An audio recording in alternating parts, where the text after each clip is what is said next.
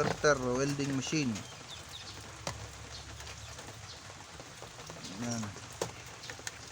Nasira lahat ito. Sa 2, 3, 4, 5,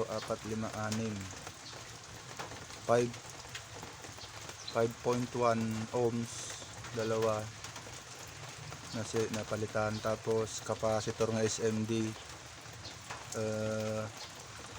36 volts,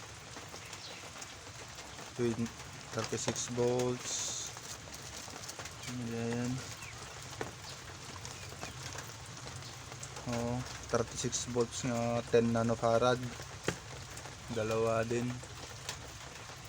36 volts 10 nanofarad capacitor SMD. Tapos yung SMD nga resistor, sira din yan dito, mga 22 ohms. Pinalitan ko na lang ng ganito, 22 ohms din, pero hindi na siya SMD. Yan. Tapos nasira ang IGBT na dalawa.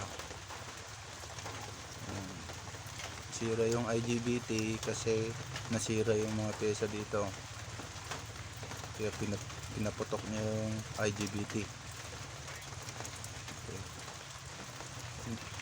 250 amperes.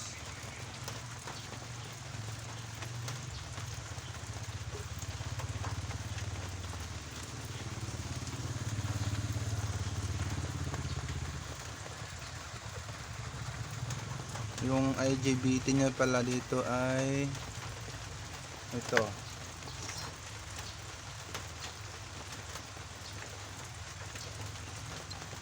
Isa.